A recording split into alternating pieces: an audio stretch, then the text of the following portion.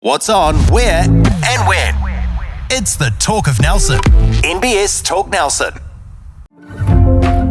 At NBS, we believe in banking for life. For over 160 years, we've been a trusted banking provider for generations of locals like you. We know our clients personally and build long-term relationships with them, offering flexibility by giving our staff freedom to make quick decisions to put them first. Experience banking for life with NBS.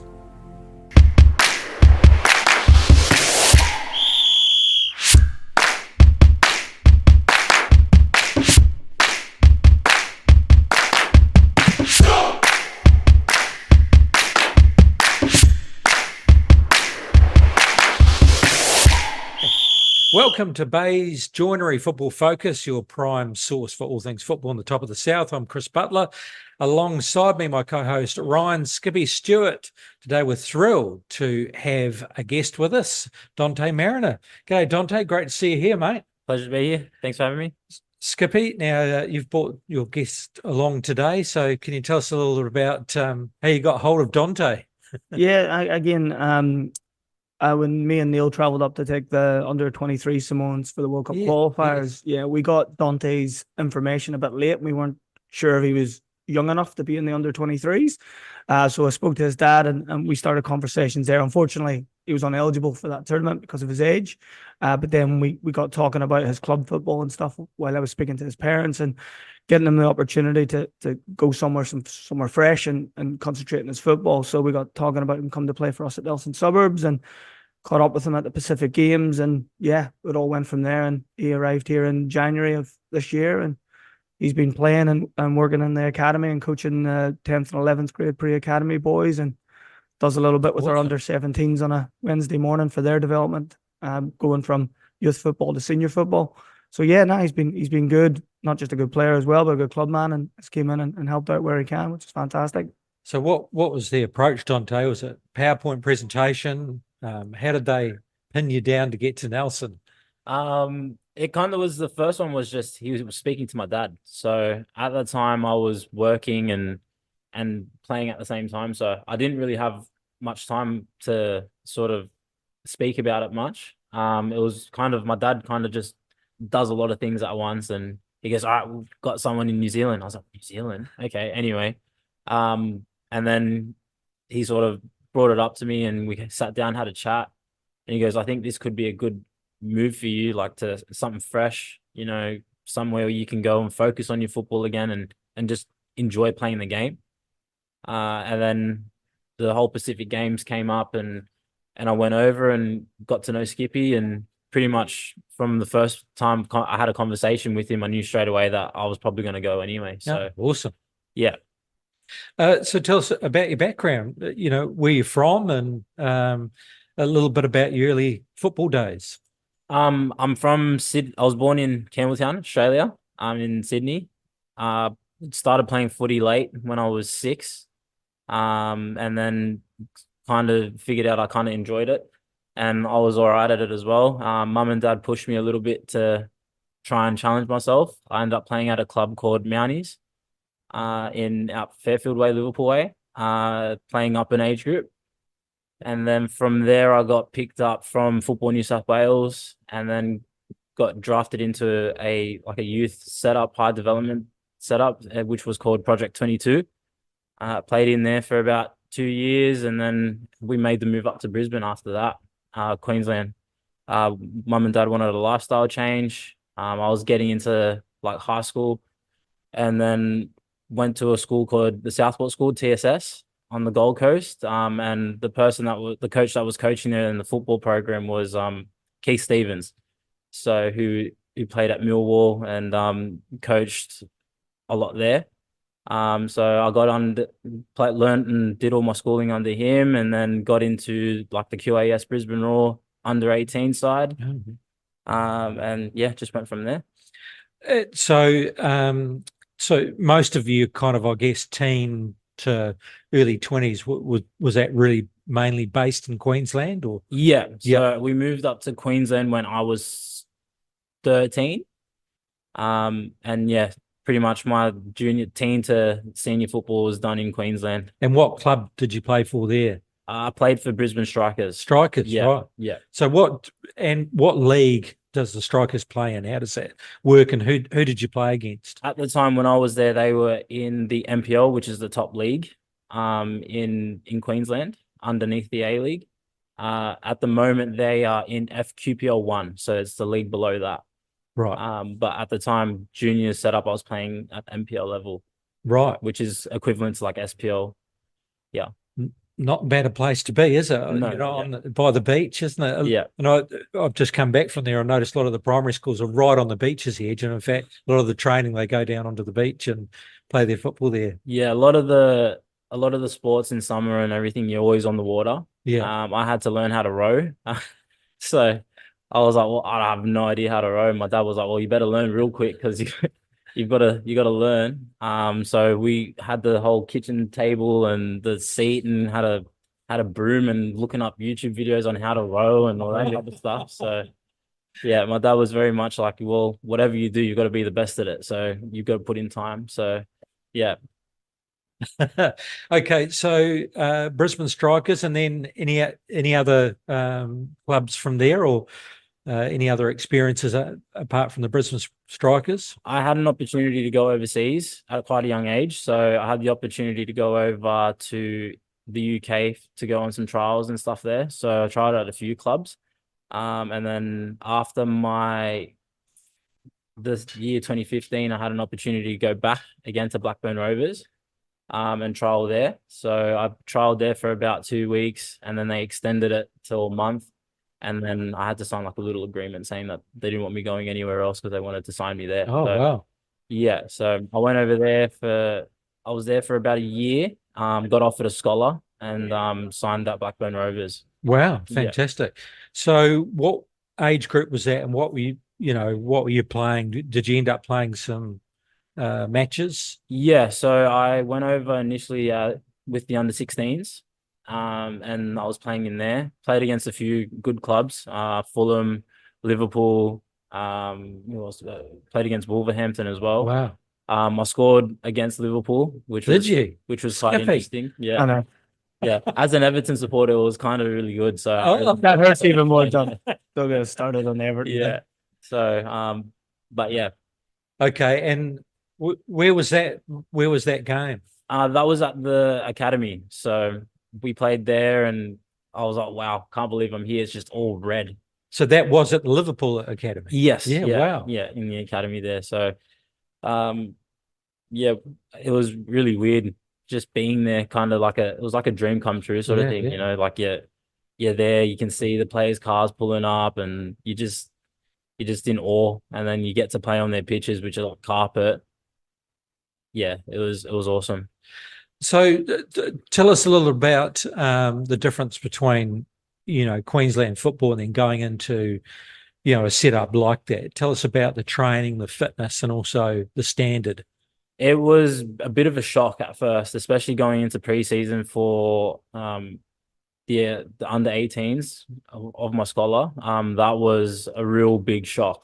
It was a really big awakening. Sort of, you're not a kid anymore. You're straight into full men's professional training. Like we had to be at the academy at 8 o'clock for breakfast, had pre-weigh-ins, fill out your wellness stuff, do your medicals and everything before you have breakfast.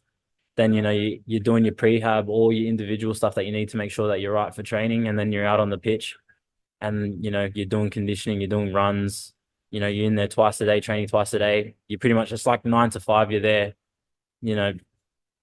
every day. And how did your fitness compare to, say, some of the guys that have been there a bit longer? Oh, I was way off the mark. Yeah, nowhere near it. I got in there. I think the first we did a thing called 320s, where it was a lot of running. And I ended up having an asthma attack the first one. So like I was like, what is going on? Like I went home and I literally cried. I was like, this is nuts.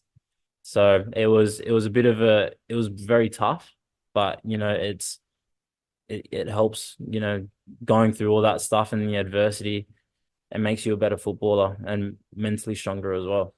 And so what ended up happening, you end up obviously, coming away from there. And Yeah. where did you end up? I got injured, so I had a injury called osteitis pubis. So just I think it was like 2 weeks before the season had started.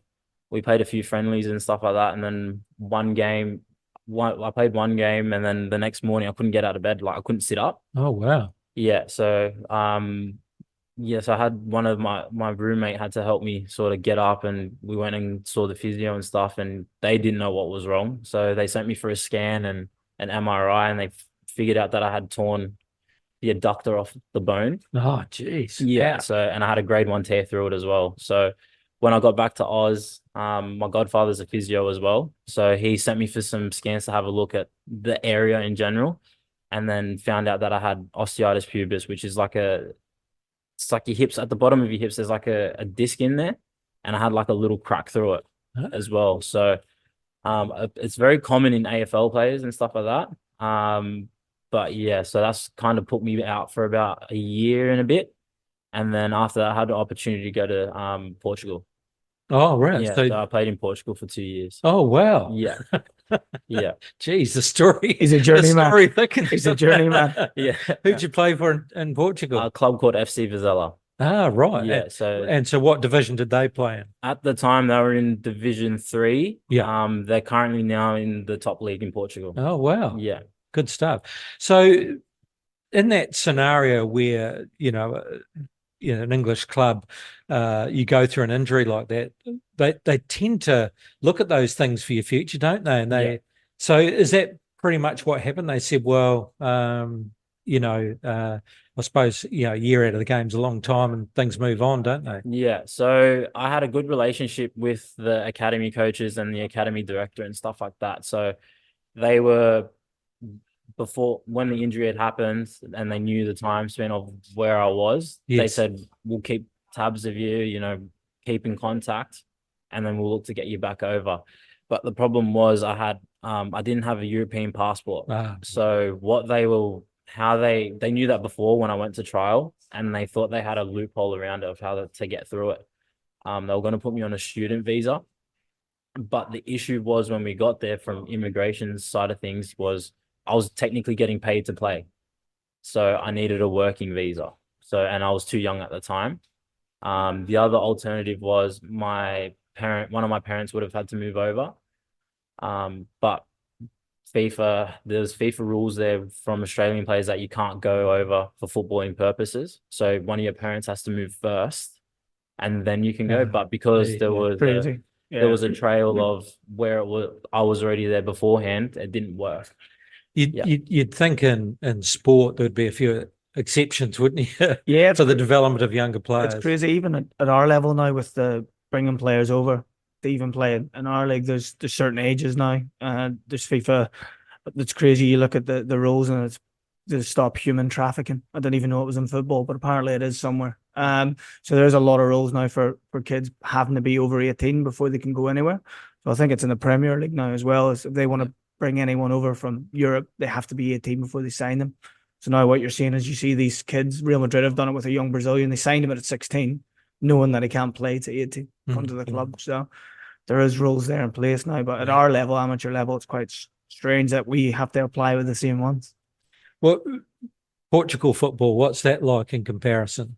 Comparison to Australian, or perhaps even England? It's a lot more technical. So I was very much a direct player. Yeah. I didn't like to take too many touches when I was younger. It was kind of just because I was quick and strong, just running behind and use my strength and my pace, which kind of suited when I was in England. That was kind of my role, where I was playing was up front as a striker, and all my job was just to make forward runs in behind and just score goals. That was literally it.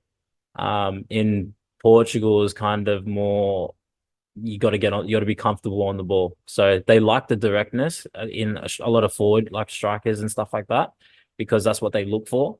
But you also have to be comfortable on the ball as well. So I was very uncomfortable at first, but after a year or two there, you kind of you learn to sort of develop and be comfortable on the ball. Proves your game as well, doesn't it? Yeah, 100%. Yeah, because we watch it at World Cup sometimes, just that closeness of the pass when they take the ball and they're not afraid to play in tight spaces. So that would have been a good learning experience for you. Yeah, 100%. Like a lot of the training sessions, will be you're forced into situations where you have to beat players 1v1 or you have to play in tight spaces around corners and stuff like that. So it was all things that I knew how to do, but it wasn't sort of my strong part of my game. So being put in that environment where you're constantly working at something that you're not good at, you tend to get better at it. So, yeah. Okay, so after Portugal, I ended up coming home. So after my first year, the coach that was in charge at the time, he favored me a lot. He liked me. So there was a lot of stuff where it was like, next season you'll get more time with the first team. You'll be training with us a lot more often, stuff like that. And then they had a game where they had to get into the playoffs that they had to win. So they literally just had to get to the next round. And then they ended up losing. So next day he got sacked straight away. Oh, yeah. So I've gone home for my off season, go spend time with the family and that. And then when I came back for preseason for the next season, because I was on a 2-year deal, the first team gaffer called me straight into his office. So I was like, oh great, here we go. This isn't going to be good. And sure enough, it wasn't good news. Wow. So he said, you don't really suit the direction we're going. Your playing style is not how we like or what we're wanting to do. So you just play in the under 19s and then hopefully you can get a move elsewhere for the next year. Being in that area, that environment, he was bringing in a striker to groom for the first team. So I sort of sat on the bench most of the time and didn't really play many games. And then just ended up going home. So I didn't get any offers over there and just went back home. And then got picked up by Brisbane Roar in the NYL squad after that. Oh, wow. Okay. Yeah. So, and ended up having a run in the A-League? I didn't get a run in the A-League. I was in sort of the extended squad. Yes. Trained a bit with the first team, did all the preseason stuff and played in a few games. Played against Perth Glory in a preseason game. I had to mark Ivan Franic, who's a Socceroo, ex-Socceroo. So that was interesting. But yeah, and shared the pitch with Castro and stuff like that. It was really awesome experience and stuff like that. But hopefully be able to get back to that level someday. And then pretty much into Nelson Suburbs. Pretty much after that, yeah. I went to Wanderers after that. Oh, right, yes. And then bounced around in the NPL a bit and then ended up at Suburbs. Yeah. Right. There is a dodgy video of him getting interviewed at Western Sydney Wanderers. If anyone wants to look it up, it's on YouTube. Dauntae Mariner, Western Sydney Wanderers. It's quite a funny one. Oh, is it? Yeah, it's quite good. Yeah. Okay, there we go. We'll make a note of that. YouTube Wanderers. And then tell us about getting the Samoan role. I mean, playing for Samoa. Yeah. So how did that come about? I previously, before Skippy was in charge, and I had been involved in a camp for the under 17s. But it was around that time where I was injured, so I was on the way back. Thought it would be a good idea to try and ease my way back in. And then I re-aggravated it, so I couldn't travel with them. So I had been in there before, but just never went back.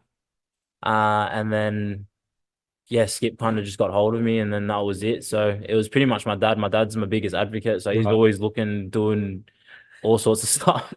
So I don't know how he found Skippy, to be honest with you, but he did, and kind of went from there. My cousin played in the team at the time as well, and I think that's kind of how it sort of started. And that was pretty much it, really. Yeah. Fantastic. Yeah, so we just, with the under 23s, we had his cousin, Kaya Cahill, Tim's son. So Tim Cahill's son's in the squad and their family. So we had heard of Dauntae. Dauntae trialled for the New Zealand Olympic team for New Zealand with Des Buckingham. And we sort of knew that he was in that group as well. So I was trying to get him back involved with Samoa after that and missing out on that competition. So got hold of his dad after we sort of knew where he was. And yeah, it's good to have him. So how have you found the transition into slightly colder environment, but also playing Southern League, and what's that like for you? It's been good. I think it's especially coming to Nelson, it's a lot smaller than the Gold Coast and stuff like that. So at first it was a bit of a culture shock of how quiet it was. But I've loved it ever since I've been here. It's been really good. The level is pretty similar to Oz. There's not really much difference, especially the way the games are played. It's high tempo, physical. So it's nothing that I haven't experienced before. I enjoy it. It's really good. It's just yeah, I've enjoyed it. And you're finding the level. I guess we always like to gauge ourselves against other competitions. So you think the standard of level is reasonably solid? It's reasonably solid. Yeah, I think it's not far off MPL level in Australia. There's probably a little bit of difference, but nothing major. I think it's heading in the right direction. But yeah, it's a good standard. Yeah. Very good. All right. Well, thanks very much for that background, mate. It's amazing who's in our district, isn't it? And the backgrounds. What an amazing background you've had so far. And 24.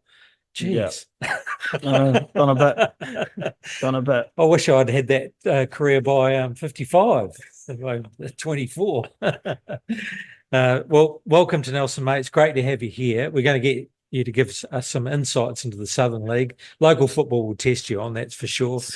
In this edition, we're going to be talking senior men and women's local premiership, the Southern League for both men and women, the A-League, of course, all the drama around that this weekend, and the wrap-up of the English Premier League. And, of course, now we're going to start talking about who's going to be going, who's going to be It's already started. coming. It's already started. And, I think is it August it gets back up and running again? Yeah, so, crazy. And we've got the Euros as well. Yeah. So there's some players literally don't stop kicking a ball. No, it's not going to stop. Yeah. Okay. The senior football update brought to you by Sheehan Financial for KiwiSaver and financial planning.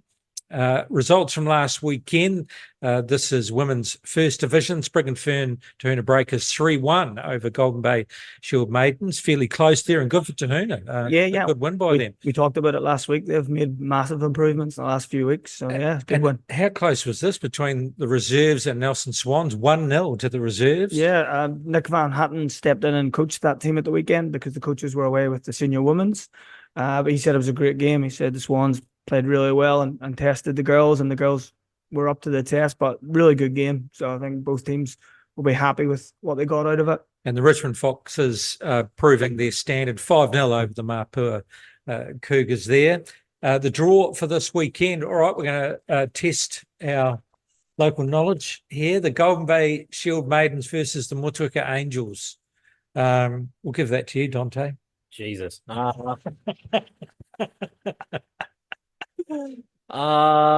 You're local now, mate. You're meant to know this. Yeah.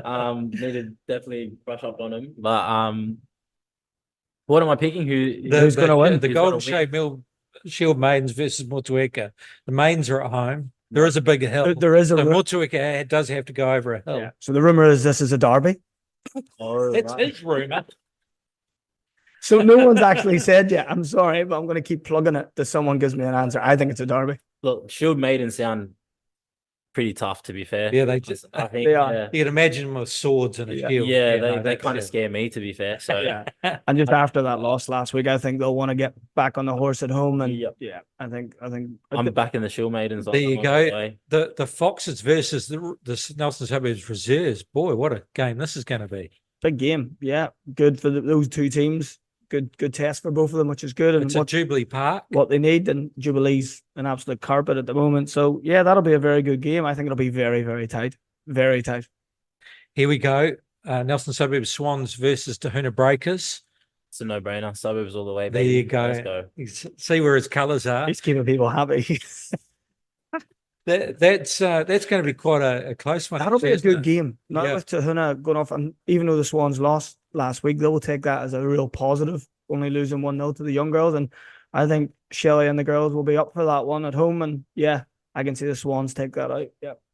And so the Diamonds are going to be taking on Mapua Cougars. Diamonds at home at the Botanics. Yeah, again, Small pitch. Diamonds didn't have a game. I think their game was postponed Yeah. at the weekend. So again, hopefully they've got everyone back on camp and they come in fresh and at home on Botanics. Yeah, hopefully they can improve on what they've done the last few weeks and get a couple of goals and put Mapua under a bit of pressure.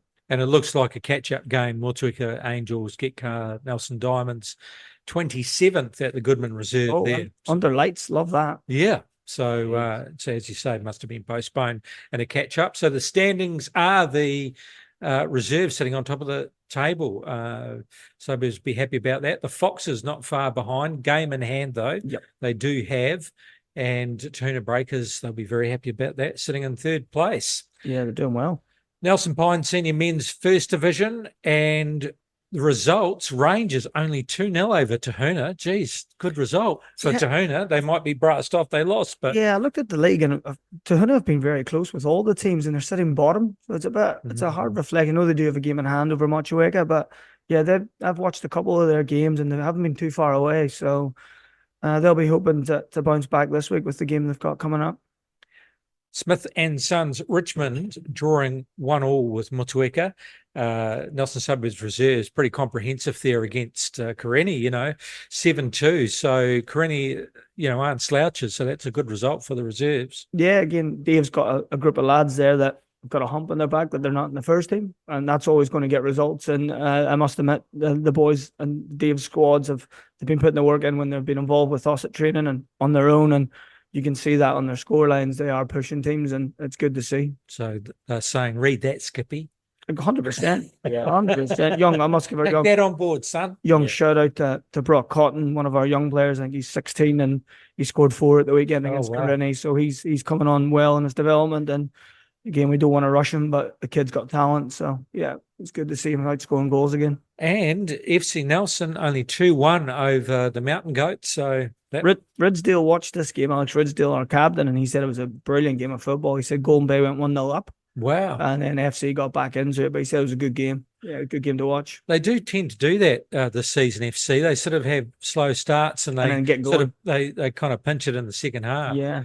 The lineup for this weekend, FC Nelson Karenni taking on Rangers. It is at Victory Square. Quite a close game. So, Dauntae? I think Karenni are looking to bounce back from the weekend, against Suburbs. So I reckon Karenni will be on top for that one for sure. Good stuff.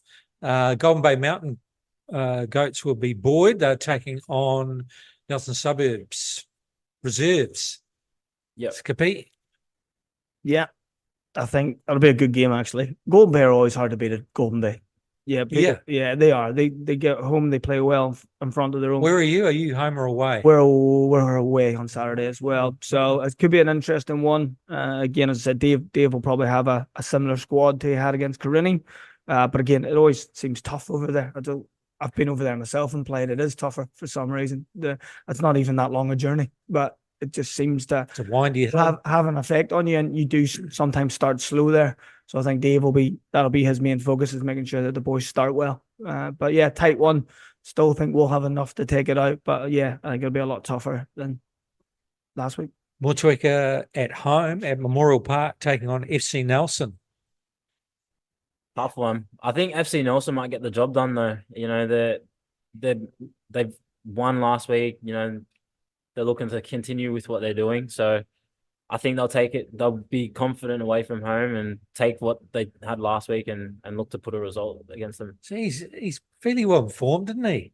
He's winging it, to be fair, but he's getting away with it. I'll let him away with it. Yeah. Sprig and Fern Tahuna taking on Smith and Sons Richmond. Another tight game. They're due a win, Sprig and Fern. Yeah, they probably are. I think it's this week. And it's at Tahuna. Yep, I think they're due one. I know Richmond, again, will probably be disappointed with the 1-1 draw with Mott last week, because Mott have been conceding a lot of goals, and that would have been one that they targeted to win. But yeah, I'm going to go Sprig and Fern Tahuna. I think they're due one.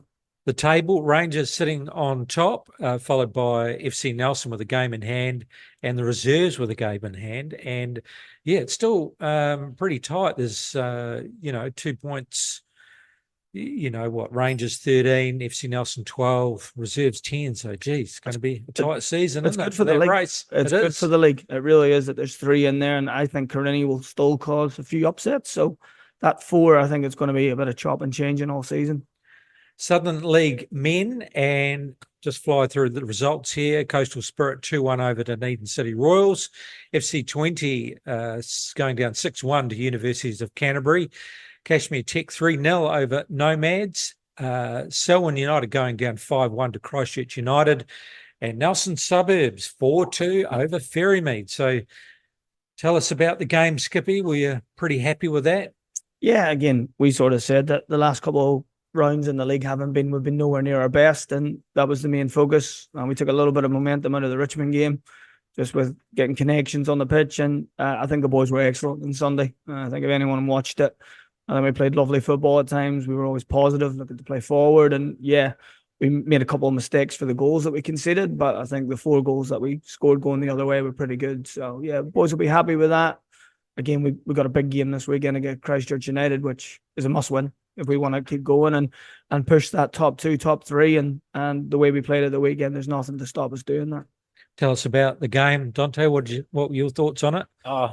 Pretty much the same as Skip. You know, we had a feeling going into the all week as well, training and stuff like that. The boys were on fire, so we knew that something had to change. You know, we all were kind of just dug in for each other, really. I think that was the main thing, was just making sure that we all stick together and, you know, through the good and the bad. And we did that. So it's what we needed. We needed something to bounce back off, especially after the run that we've had through the league. And the boys, credit to them, they all dug in, they all worked for each other, and we got the job done. Okay, let's look at the draw for this weekend. Dunedin City Royals taking on Selwyn United.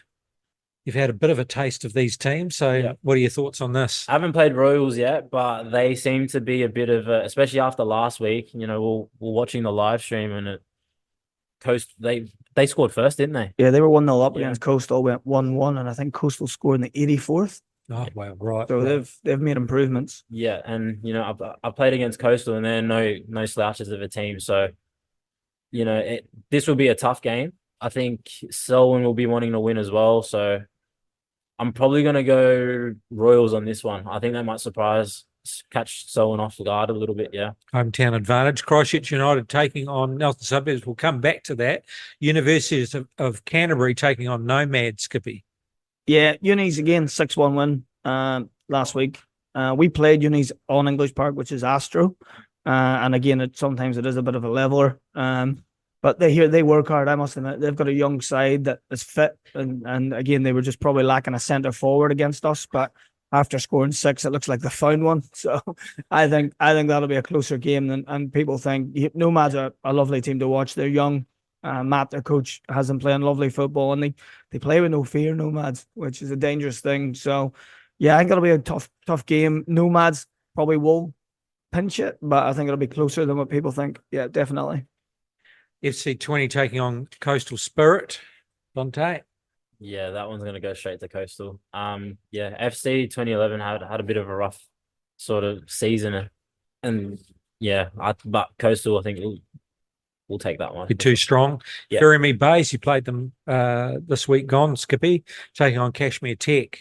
Again, I know Ferrymead Bays quite well, know a few of the players and the coach, and again, they always sort of target Tech. Tech seem to struggle against them a little bit and how they set up. So that'll be interesting. Again, on Ferrymead's pitch as well, which again isn't the greatest at times. And I think Ferrymead will try to frustrate Cash Tech and maybe try to pinch one and maybe even take a point. But again, Tech are a good side. That's why they're top of the league. So, but yeah, I think I'm going to take a draw there. Jeez. I'm throwing it out there. I got Alan Walker watching the podcast point, mate. On coach. Jeez, there you go. Cash on now. And of course, last but not least, Nelson Suburbs taking on Christchurch United away at United Sports Centre. So big game, second on the table. So they're not the United team they were. Are you feeling confident about this one? I think we have to after the weekend. At the end of the day, I think we played well. And our big thing, and I say to the lads every week, is as long as we play to our highest level, I don't really care about the result. As long as if we can do everything we can and play to the level we can, we'll win games of football. And if there's teams out there that are better on us today, that's going to happen. But we need to do everything we can well. And the result will take care of itself. It's a cliche at times, but if you play well and defend well, normally you win games. So, going into this match, what are your thoughts? What are the boys feeling?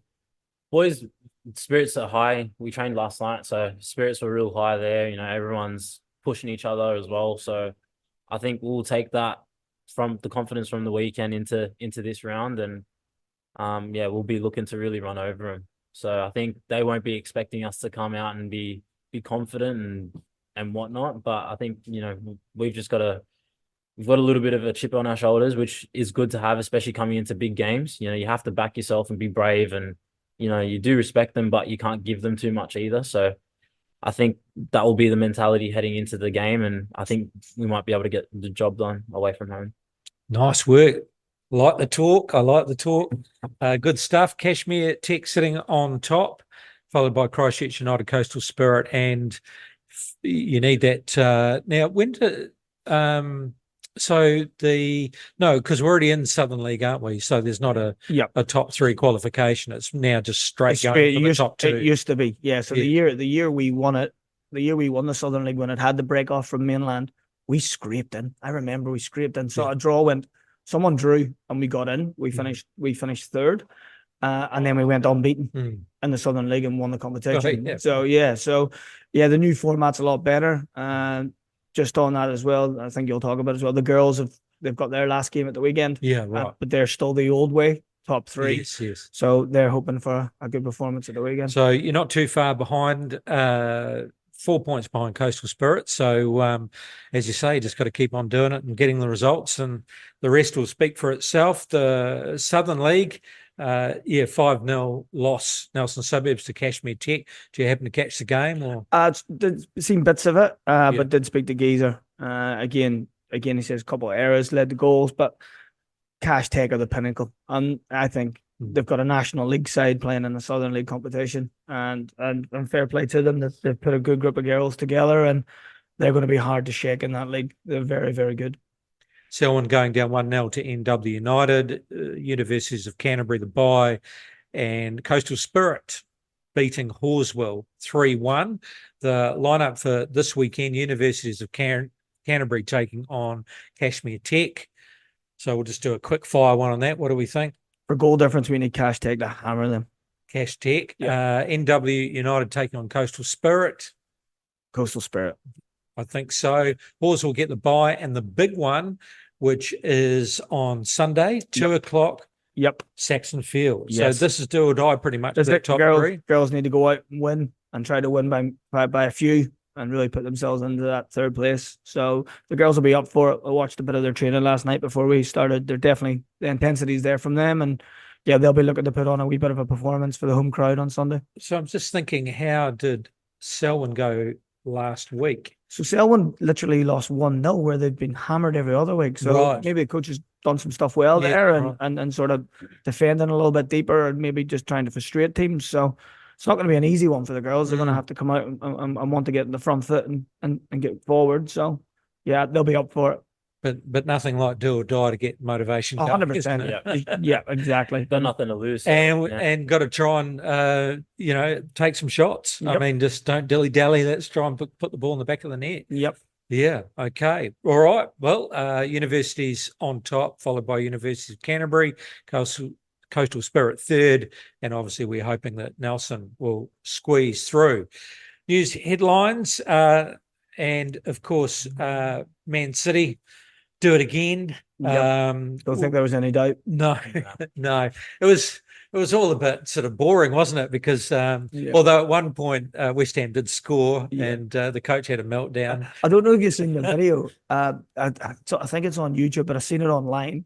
So there was a message given at the Arsenal game that City were 2-2 with West Ham. The video's hilarious, and the Arsenal fans are all like giving it this and making hammer signs and everything, but it's not. They're losing. You've got to look it up, Chris. It's hilarious. And the fake news around one part of the stand that it was 2-2 in the Man City game, and then they find out and their faces. Oh no, it's crazy. But it would have been better if it was a wee bit more.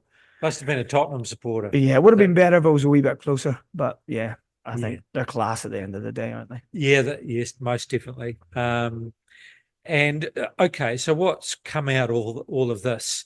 It definitely has come out now about and people are calling it sour grapes, but the fact that Man City still haven't been penalised, and now Man City's coach argues that they're spending the same amount of money that Chelsea has done, that Arsenal has done, that Man U had done in their day, although, a decade ago, so you probably weren't spending that much, and we still did the job and they didn't. So how can you compare apples to apples? But it's the fact that other clubs have been penalised and Man City hasn't, and had to crawl back those points. Yeah, it's hard. And I see that there's things coming out now about salary caps and in the Premier League, so that it's a more playing field and it's more clear for the rules. But yeah, when you've got a club that's meant to be facing 155 counts and not charged for one of them, where Everton and Notts Forest have been so open and taking their points and taking their penalties, it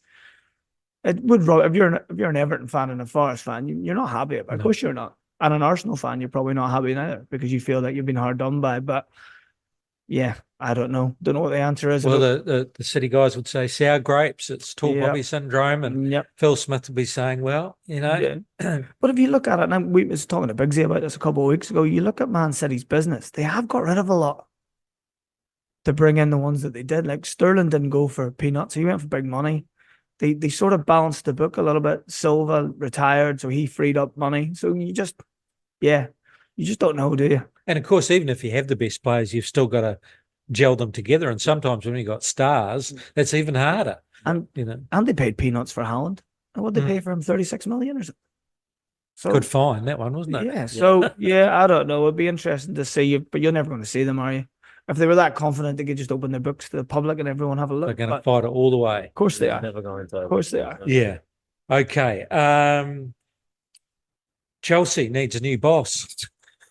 What is that about? Mate, the run they've been on and what he's done the last 6 or 7 weeks to get back on track. And then I read it was by mutual consent. It baffles me what goes on in that football club.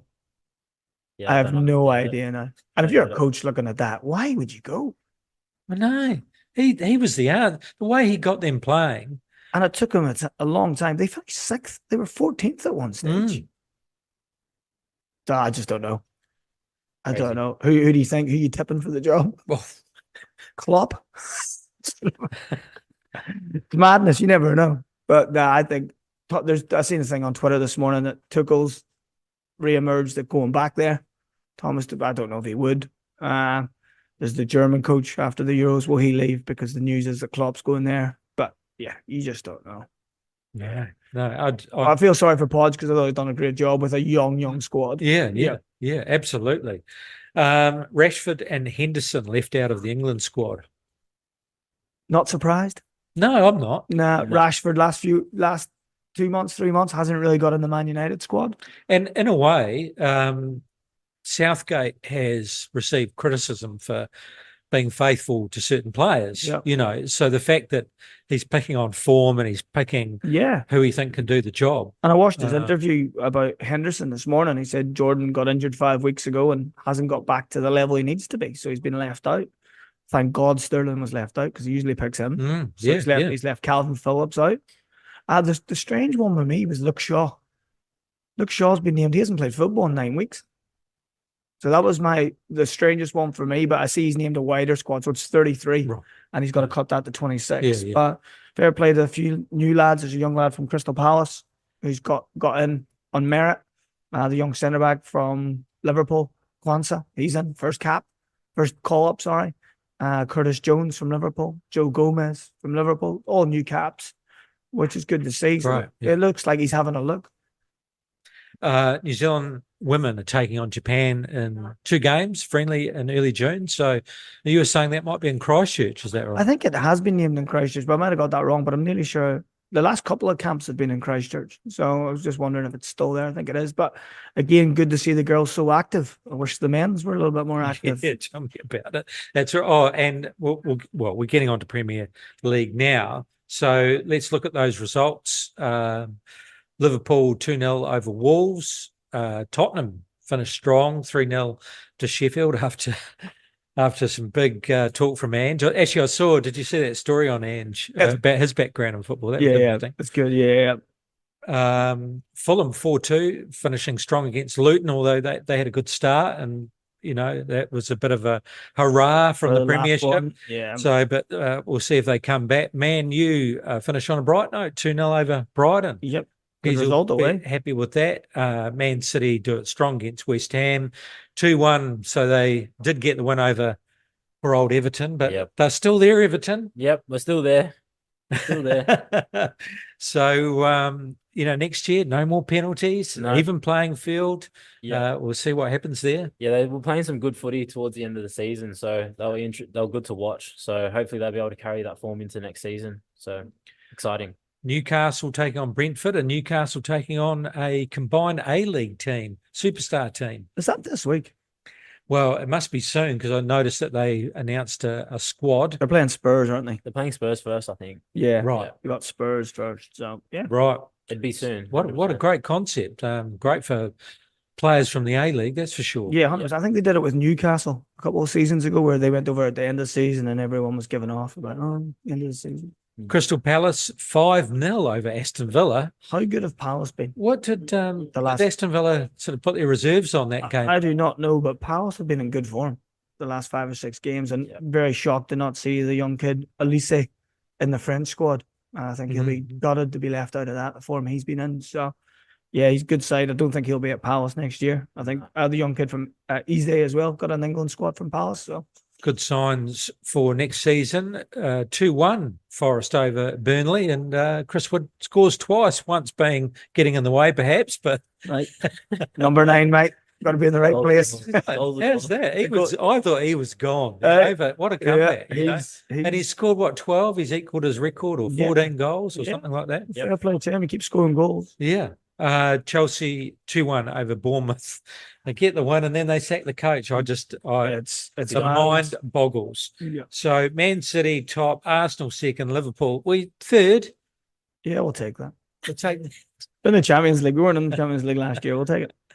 Aston Villa, they get the gig. They get to play European football, and Tottenham get 5th. So at least they can try and get some silverware. And there you go, 6. Chelsea end up being 6. Look, last 5 games, all wins. Yeah. It's crazy. How he got sacked. And when they finish 6th, do they get the Europa Conference? I thought it was only because I thought top 5th, but I thought top 4 was Champions League, 5th was Europa League. Yes. And I think 6th is European Conference. Oh, right. So he's got Europe as well. If that is I don't know. Podge for Man United. That's right. Stack get Podge in. Yeah. What I'd be doing. Newcastle, they'll be happy with 7th. Man U, probably not so happy at 8th, but they're still there. And if we go down the bottom, Everton's still there. We're still fighting. We're there. Still in the league. Fulham's still in the league. Nottingham Forest, after all that, still in the league.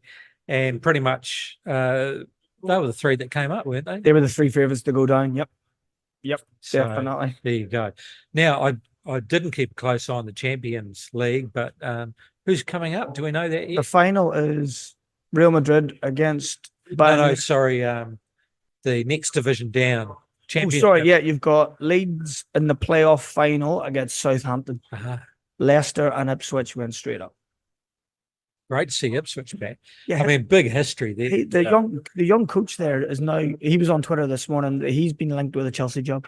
Oh. He's done back-to-back promotions with Ipswich, League One, Championship, straight up in the Premier League. So, geez, and then they lose their game. Yeah, it's harsh. Yeah, harsh. And then on the weekend, of course, we had A-League semi-finals. Yeah. So tough one. And actually probably surprises in both camps because the Mariners were probably favourites to get the win over Sydney at home. Yeah. And Phoenix were the favourites to get the win at home against Victory. And the Mariners couldn't do it against Sydney. Sydney put up a fight. I didn't see the game, but Victory, they kind of stepped up a level. I thought they looked quite classy. Yeah, they're a good side. We've got some good players in there. Again, as we talked about last week, I think the Phoenix would have been hoping to maybe get a goal in the away fixture and take that home. Even if it was a 1-1 draw, it gives you that we've got one over there, so we can score here. And if the Central Coast didn't do that, they could have been in trouble. So Central Coast went and got the 2 goals away from home. So, yeah, the victory did go back to where they should be, and they are a top side. But yeah, I think the Phoenix will be very disappointed. Well, your thoughts on those two games? I thought I didn't watch the Central Coast game, but the Phoenix game was really fast paced, wasn't it? Yeah, like from the get go, it was just high tempo. First half was quite transitional. But I think even though Wellington had a lot more chances and were creating a lot more, Victory kind of looked a bit more clinical with their chances that they did have. So I kind of had a feeling they were going to win. But yeah, some game. I mean, the last kick of the game. Absolutely. I mean, I would say, they're gone. And then all of a sudden, bang. Couldn't believe it. Yeah, and again, he's just got rid of it. And Barbarouses has done the right thing with his little header on. Yeah, no, He's been a bit selfish there and tried to go himself, but he's just nodded it on. And like it's a they great said, finish. it was exactly the right height for him, even though he's the shortest man on the pitch. Yeah, and he made the right decision. Yep. Yeah. I mean, in that position, with that kind of pressure, to have the he could have the confidence just to do that. Yeah, and the big striker took it so well. Yeah. So yeah. Great season though. Yeah, I think the Phoenix have to be proud in what they've done, and Chief and the group have done very, very well. And as I said to you earlier, I think the only thing that'll disappoint him is the way they conceded the second, because defensively they've been so good all year. And again, it comes down to fatigue and stuff like that as well. But they'll be disappointed how they conceded that second. I just thought that corner was so well delivered, and Phoenix at the other end, their delivery wasn't quite as good. Yeah. They just couldn't deliver that ball in the right spot. Yeah. But that's finals football. Anything can happen, can't it? Yep. All right. Well, hey, look, thanks, Dauntae, for coming in. Great to meet you, and what a fantastic career you've had so far. Yeah, appreciate it. Thank you for having me. And still plenty of opportunities ahead, and of course a season to go with Nelson Suburbs. So wish you all the best and the boys for the rest of the season. Great to have you in. Thank you. Cheers. Thank you, Skip. No worries, Chris. Thank you, mate. Good luck this weekend. Thank you. Pass on our best wishes to Geezer and the girls. Will do. That's another week in the bag. My thanks to our venue sponsor, the Turf Hotel, and our guest, Ryan Skippy Stewart. A special thanks, of course, to George and the team at Bays Joinery, naming rights of Football Focus, and, of course, Mark Sheehan for his support updating senior football. You can catch this and other podcasts on talknelson.co.nz, on Spotify, MBS Talk Nelson, and on our social media channels, Facebook and Instagram. We'll see you again next week on Bays Football Focus.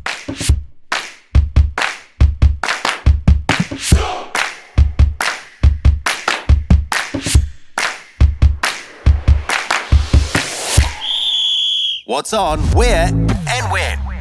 It's the Talk of Nelson. NBS Talk Nelson.